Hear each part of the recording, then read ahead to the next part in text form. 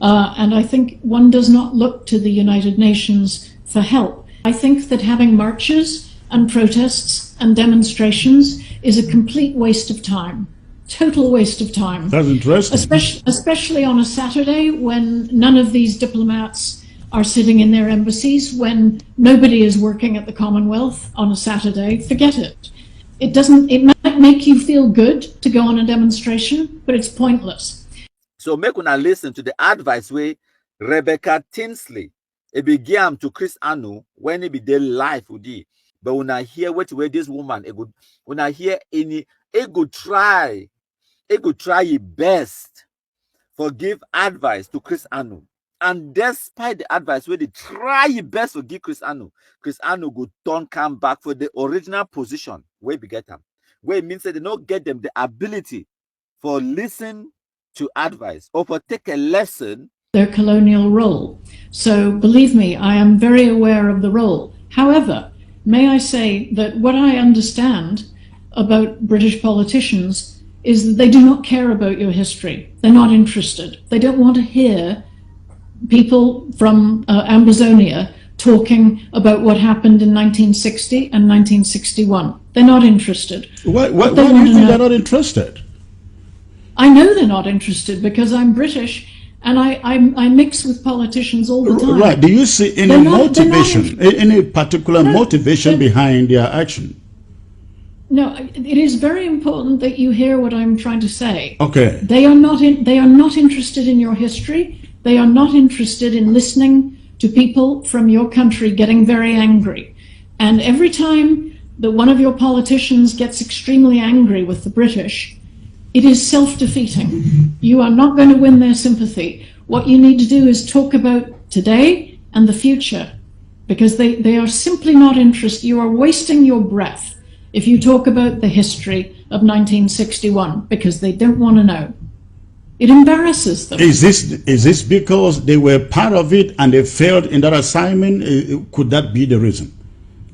It's also, yes, part of the reason, but also the British are not interested in their colonial history because it is embarrassing to them. Wow, that is quite revealing. That is quite very, very revealing. Now, let's about what would your advice be? Well, the first thing is that I think it's incredibly important not to be responsible for atrocities. And I will be very honest here. The activities of some of the Amba boys, it is meaning that you are losing sympathy from the international community. You know that many Western countries, the white world, they have a look at Africa and they say, they're all bad. Each side is bad. They are morally equivalent. They say, oh, it's all terrible, and we don't want to choose sides. Okay, now when the Amba boys, if they are responsible for atrocities, then unfortunately the rest of the world looking at the situation in the Cameroons will say, oh, we don't want anything to do with this. They're all as bad as each other. I think it's incredibly important to get sympathy for your cause, that you are not seen as contributing to the atrocities and the human rights abuses, because people will lose sympathy with you. Now, without defending some of the atrocities, maimings, as you described in your letter that we have seen in the southern Cameroons, doesn't the international community also understand that when people are attacked, they have the right to defend themselves? Of course, I think they understand that in theory, but I am just expressing to you the weariness that many Western leaders feel when they look at Africa. They don't have the time to go into the detail, but when they see that atrocities are being carried out by the minority group, then they lose sympathy. They find it more difficult to argue on your behalf. And that is why I think it's incredibly important to use peaceful means. And I think one does not look to the United Nations for help. And actually, the Cameroons have a double problem with the United Nations, because President Biya's armed forces are doing the dirty work of the United Nations in the far north by fighting Boko Haram. Correct. And as you probably know, that inoculates President Biya from criticism. So the United Nations, because let's be really honest, a lot of white nations do not want to put white soldiers into battle in the war on terror fighting Boko Haram. They would rather pay black African nations to go and fight their war on terror on their behalf. It's a proxy war. And President Biya is doing a favor, just as President Deby in Chad is. He is doing a favor to the Western world by putting his troops in to fight on behalf of the West. That, as I say, inoculates President Biya from the criticism of the United Nations.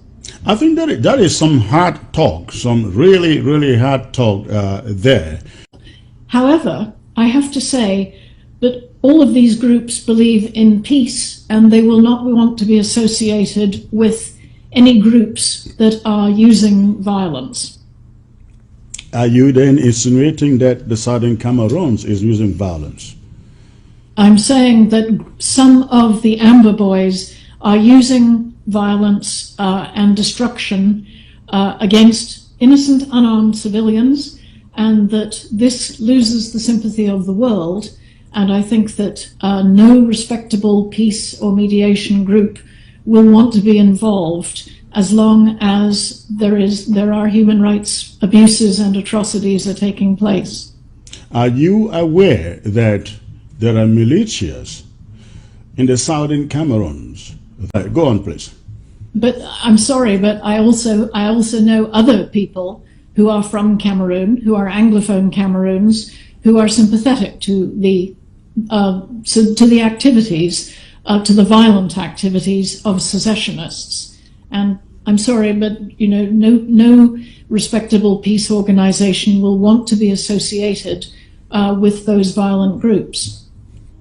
Well, you are absolutely correct, and we here at the interim government of Ambazonia, we have done everything to educate our boys who represent us in the restoration forces. The war is against French Cameroon. It is not against Ambazonian versus it's not about Ambazonian versus Ambazonian, and they are very much aware of that. And every time they have gone out and committed a crime, we have rebuked them and sometimes called for the firing of some of them. That is how far we go. But you also have to realize that we did not provoke this war. In 1961, I'm ashamed of that, but here is the truth. And I know the truth doesn't make any sense and it hurts. But a lot of international politicians, diplomats, they're very busy people. And you have to decide if you want to get very angry with them and tell them what a terrible job they did in 1961, or whether you actually want to get them on your side and pushing for peaceful negotiations. That is a choice, because I have to tell you that diplomats in the Western world are not interested in getting a history lesson. They're just not interested in it. So you have to decide whether you want to rant and rave at them and be very angry at them, or whether you want to push the buttons that they will respond to. And that is, as I said before, talking about human rights violations and the need for a peaceful and prosperous future for Cameroon. Okay, now you will realize that the same international community is the one saying, let's get back to the root causes of this conflict. And when you say they are not interested in going back to the causes, isn't that a little contradictory? No, well, you see, I don't agree with you that they want to go to the root causes. I don't think they've ever said they want to look at the root causes. You know, they take a superficial view at every subject, because Cameroon is one of dozens of problems on the international agenda. They are not going to look into the root causes, whatever they may say. And I know that the truth hurts, and I'm sorry to have to say this, but this is my advice, having associated with Western politicians for a very long time. I think I know them fairly well, and I do know that their eyes glaze over the minute you start talking about the past. That's why you have to talk about the future and what could be done now. I understand your anger. You have every reason to feel angry, but the horrible truth is that Western diplomats have a very short attention span, and Cameroon is in competition with many other countries with conflict. Cameroon must therefore find the most effective strategy for getting the attention of Western diplomats. And I respectfully suggest to you that the best route is to concentrate on the human rights abuses that are happening right now, on the humanitarian catastrophe that is affecting Cameroon right now, because you must understand that they are not interested in the past.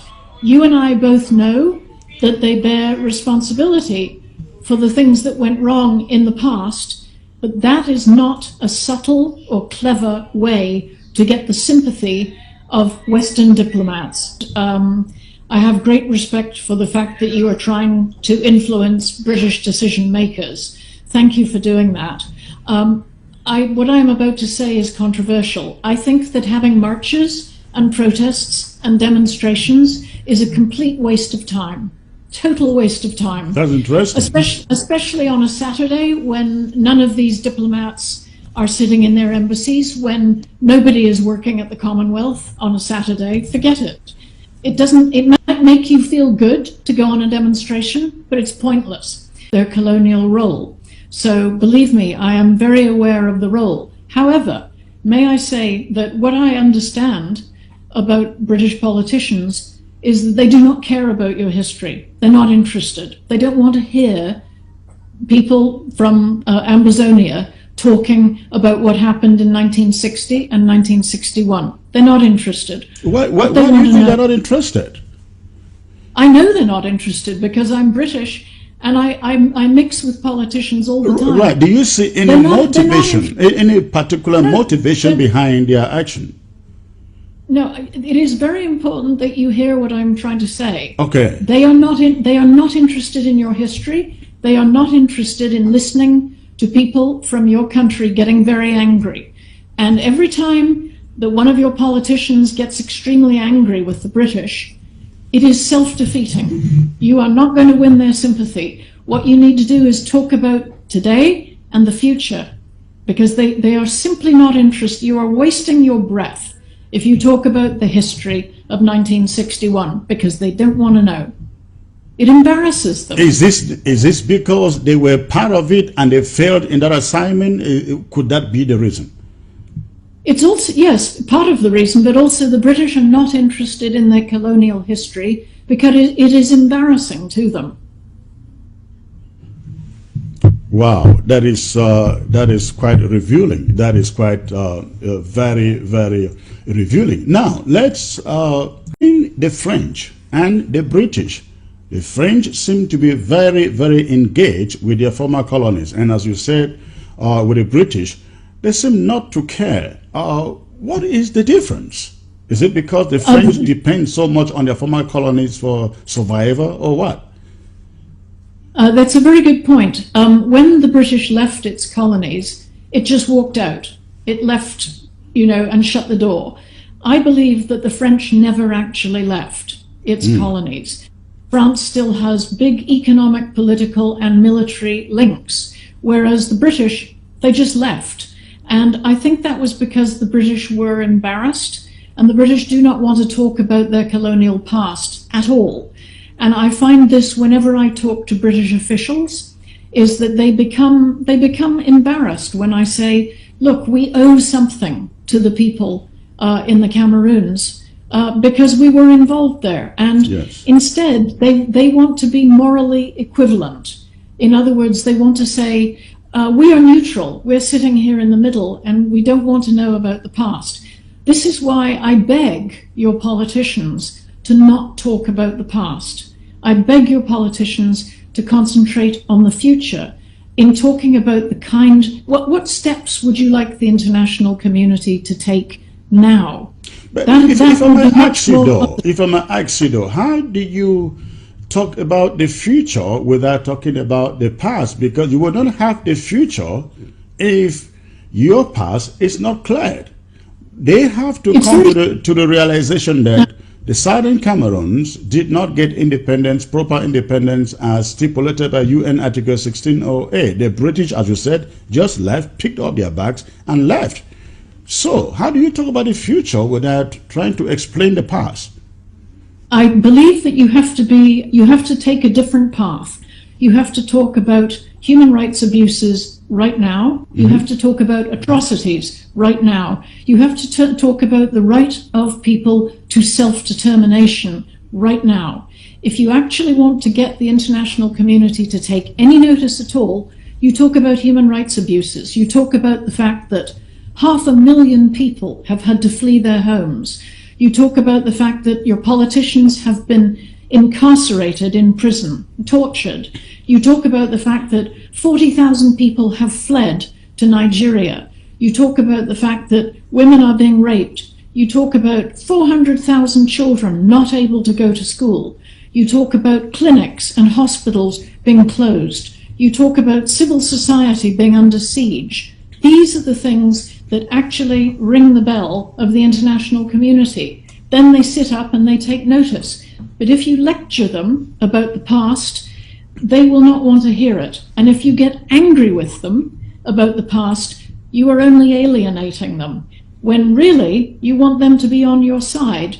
So why not talk to them in a language that they understand? And that is the language of human rights. The problem there with that, though, is when you're talking about human rights, they are looking for a solution in some form of inclusiveness between the two parties, French Cameroon and the Southern Cameroons. They are not looking at the illegalities of decolonization. So that's a problem we see, because we have seen major powers, the UK, the US, Canadians say, yeah, we need some kind of democracy, power sharing, but an independent Southern Cameroon says, we're not sure yet. That is a problem. It is a problem, but in a way, it is not their business. It is the business of the people of your country. And that is why our focus, and the focus of our letter to President Macron, was simply to make sure that there are legitimate, inclusive negotiations.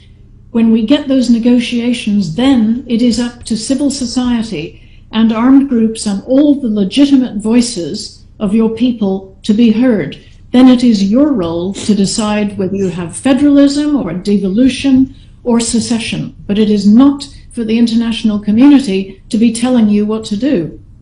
So, my country people, them, when I don't hear what way Christopher Anu, a come out for talk with that British journalist and philanthropist, where it try best for advice Chris Anu and these so-called Ambazonians, but it's a losing battle. Chris Anu, a face. Now, one of the things and that way when I need to pay attention to when I watch this video, the facial expression. See how the information where that woman they give you, it is touchy for his soul because see facial expression, because now information that way Amba fools they no one here. They no one here. They no one hear the truth. Now because they don't convince themselves with so many lies for so long, for the way the truth it hit them so hard. So the first and most important thing where the woman tell him over and over and over again, Nasivity, focus on the future. Focus on human rights. The woman tell him, say, do not look to the UN for help. And just to highlight that point, my country people, them, when I pay attention on the screen, I want to put something on the screen, make when I read them. When I remember this tweet, where Tibor Nagy tweeted on the 20th of August, 2024, less than 1 month ago, Tibor Nagy tell them, he said, on Ambazonia, and some folks still believe in the United Nations Resolution 1608 happening. Sorry, let's be real. Only 3 ways for Ambazonian to get self-determination. Either you win them through military victory, or negotiate some kind of referendum, or Cameroon government just decide for hand part of the territory to you. But the United Nations Resolution 1608 is a false god. And Mashona, talking about Resolution 1608, now in that on the screen, when I look on the screen, Resolution 1608 about the future of the trust territory of the Cameroons under United Kingdom administration.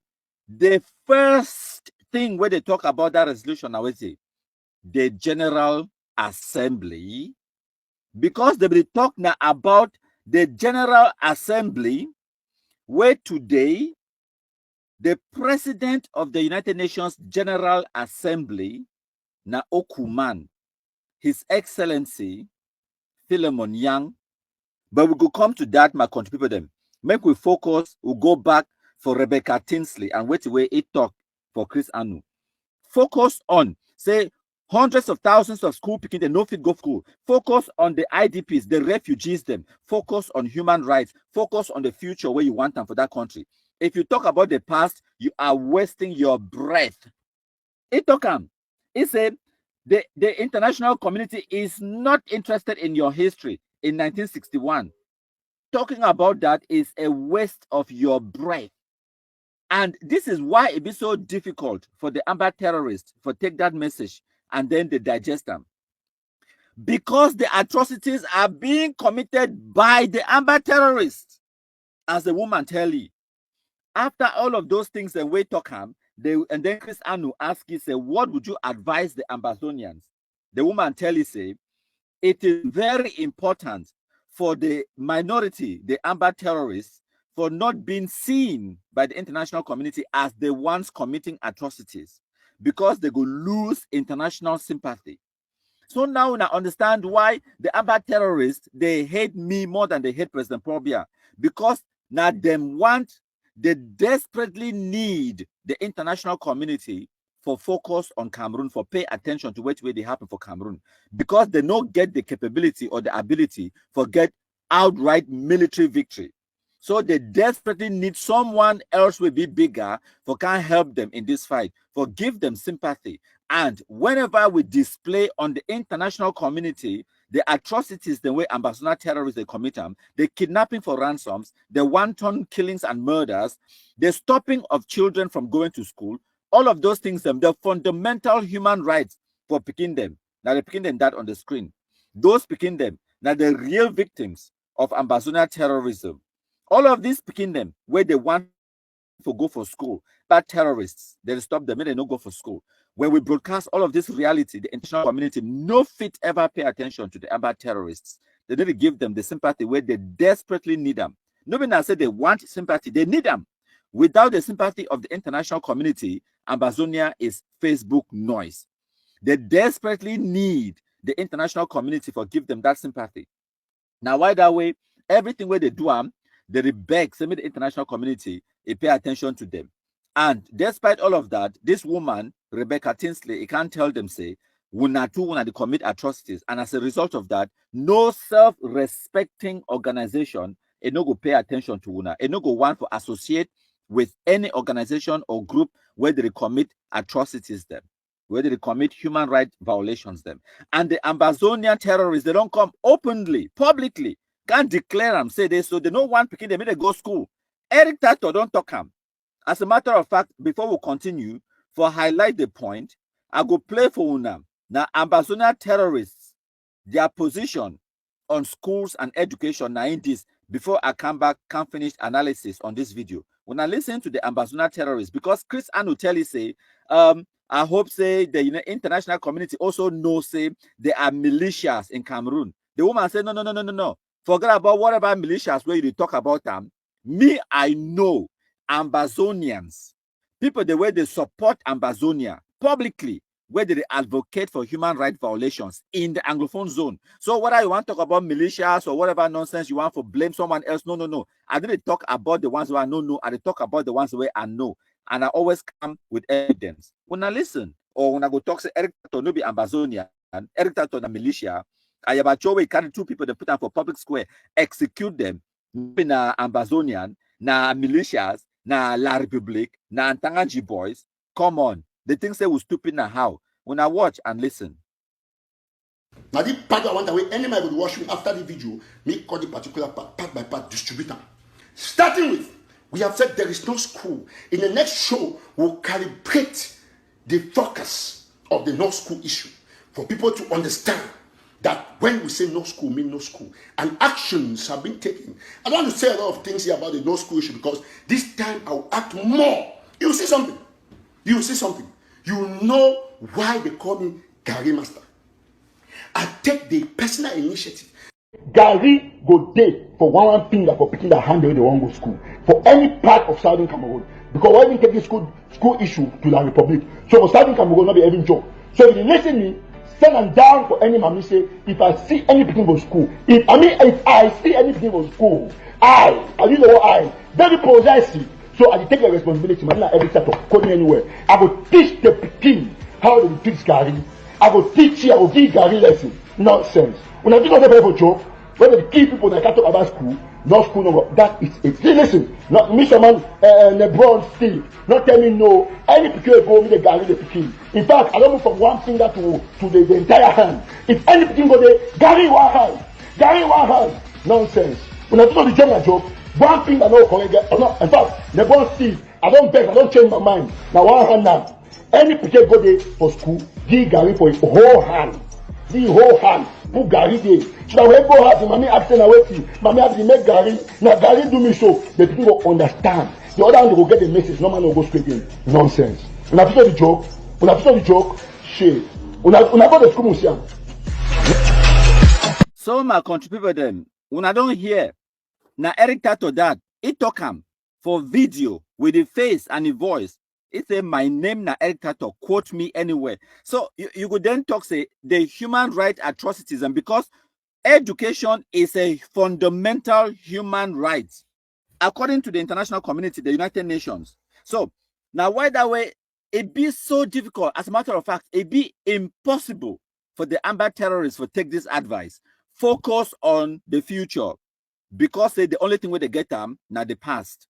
Resolution 1608. That's all. They don't put all their hopes on.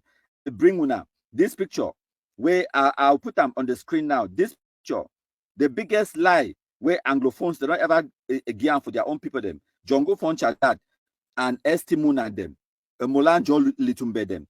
Say they go for America, United Nations, they get ships at Amba's Bay, United Nations, they come, all of those things them lies. Okay, so they no fit ever let go of the past because that's all they have. Second thing, they say focus on human rights violations. They cannot talk about human rights violations because they are the ones committing the human rights atrocities on the ground inside Cameroon. When I look at the picture we do on the screen, now picking them that way, they're supposed to do for school. Now school picking them that, child soldiers, none of that picking them. Maybe one or two of that picking they don't pass the age of 18. The rest of them then are under the age of 18. Now school building that way don't take them, turn them into Amba camp. Okay, when I think that the international community need to see these pictures, them they see them because me I personally send them to them. Okay, now the picking them that, now the school picking them that. When I see the pictures in this what I show now on the screen, I will provide una evidence. Now the school picking them that. So they just stop picking them, they no go for school. When I remember a Kondo Titi massacre, now evidence this. They go for school, go kill school picking them. So it's not just about threats. Now the evidence this way will show them to the international community. Say Cameroon military, they help picking them when they go for school, escort them for school. Ambassador terrorists they enter for school, kill school picking them. So when that woman they talk because they get the evidence. He know what way they happen on the ground. He no be stupid. No matter how Chris Anu, they want for twist talk, go up and down, all this stupidity does not work. Because these people them in the international community, they get the fact because we feed them the information. Now, whatever Paul Nilong tell when I say, or Erka to tell when I say my country people is a force to reckon with. Paul would Nilong, they tell when I say the harm that country people has done to this our revolution. As a matter of fact, for make the point, make it be abundantly clear.